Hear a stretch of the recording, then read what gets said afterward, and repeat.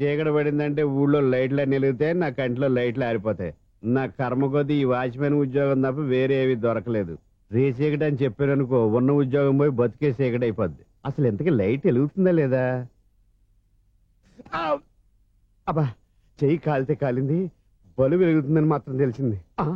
అమ్మో, ఈ బలుబు ఉంటే చాలా డేంజర్. ఎవడెళ్తున్నాడో ఎవడొస్తున్నాడో తెలియదు.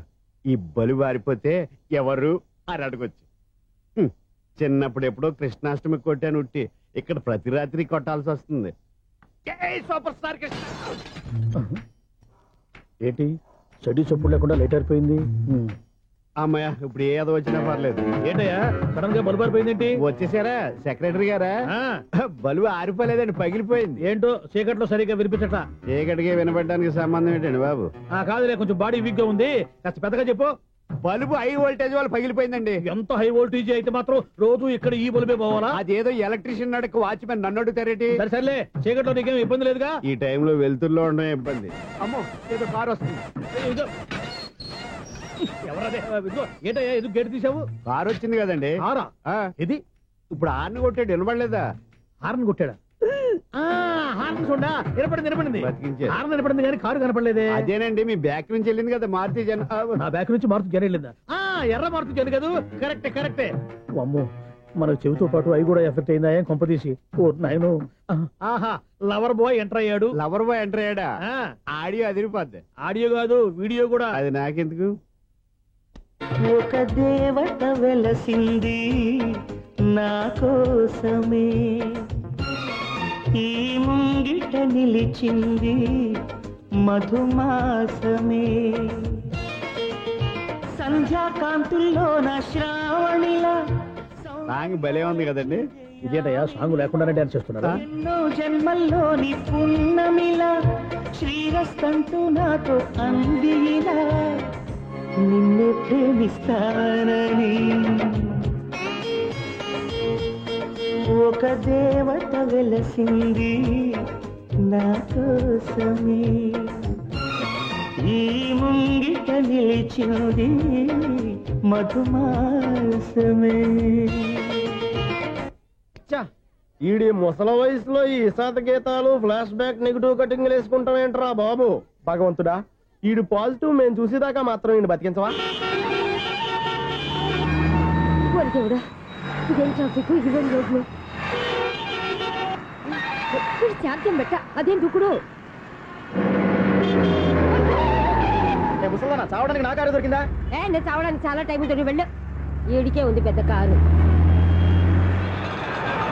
ఎప్పుడు చెప్తాను ఏ బాబాయ్. అయ్యయ్యో, ఆగండి కాసేపు.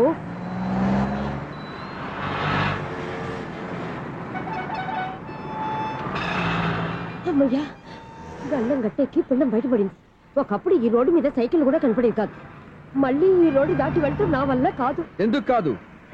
చిటికేసే లోపల రోడ్డు దాటించేస్తాను. అబ్బా, ట్రాఫిక్ ఎక్కువ ఉంది కదా. అది అలాగే ఉంటదిలే.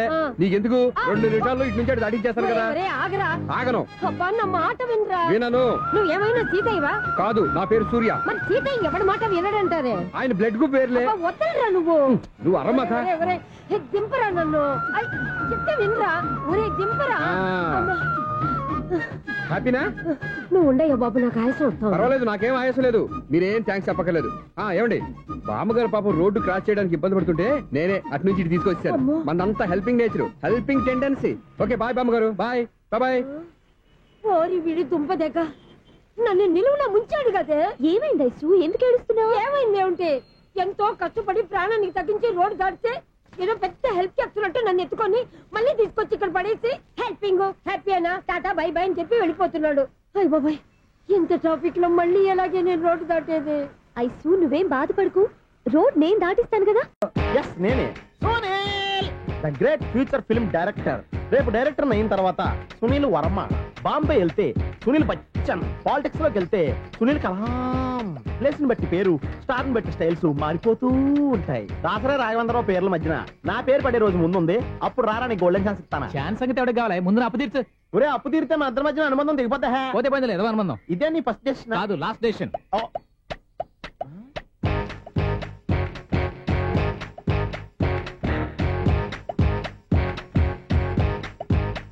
ఒక్క నిమిషం వెయిట్ చేయ మన అనుబంధం దింపేస్తాను. ఏరా నీ లవ్ విషయం అమ్మాయితో చెప్పావా? ఏం చెప్పమంటావు? ఆ అమ్మాయి నుండి సిగ్నల్ వస్తున్నట్టే ఉంది, డౌట్ గాను ఉంది. డౌట్ ఎందుకురా, వెళ్ళి క్లియర్ చేసుకో. ఆ పిల్ల 2 పీకిందనుకో ఈ అపార్ట్మెంట్స్ లో వాళ్ళందరికీ తెలిసిన పరువు పోదు. ఇప్పుడు మాత్రం నీ పరువు పోలేదనుకున్నావంటరా? చీప్గా ఉందా నీకు? అపార్ట్మెంట్స్ లో అమ్మని బీటేస్తారా బీటేస్తారా? నువ్వెంత నీకు ఏంటంతరా? నీ ముఖం ఎప్పుడైనా అద్దంలో చూసారా నువ్వు? ఆగండి, అతను ఎందుకు కొడుతున్నారు? కొడతావేంటి? చంపేయాలండి. ఈడు మీకు బీట్ కొడుతున్నాడు తెలుసా?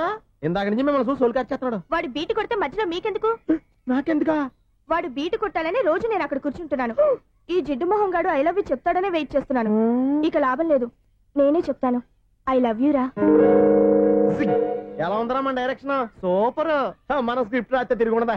ఏంటి ఇది మీ ఇద్దరి ప్లానా? అయ్యా నేను మరీ నీకు యూజన్ త్రోగాలా కాంతనా? పని అయిపోయిన తర్వాత పారిపోతావేంట్రా? సారీ, ఇదిగా నేను ఫీజు. థ్యాంక్స్. ఇదిగో మన అనుబంధం తెగిపోతున్నందుకు బాధపడుతున్నావా బాబాయ్? ఇంకో 1000 అనుబంధం పెంచేసుకుందాం. ఛీ, ఈ జన్మలో నీకు మళ్ళీ అప్పేమని రోయ్. ఇదేం బతకండి? ఈ బతికే బ్రహ్మాండంగా ఉంది. ఎందుకే నువ్వెవరో ఆర్టిస్ట్ వా? ఎలక్ట్రీషియన్. ఇదిగో బిల్లు. నువ్వు బిల్లు ఇవ్వాల్సింది నాకు కాదు, లవర్ బాయ్.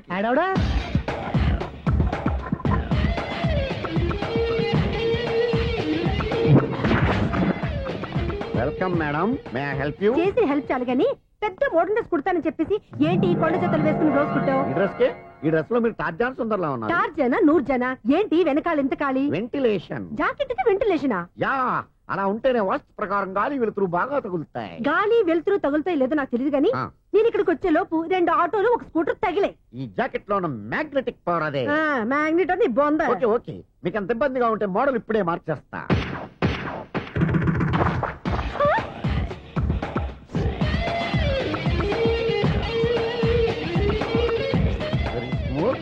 ఎక్సలెంట్. ఇప్పుడు వెనక్కి తిరిగి నా కళ్ళతో చూసుకోండి. నీ కళ్ళెందుకు? నా కళ్ళేవా?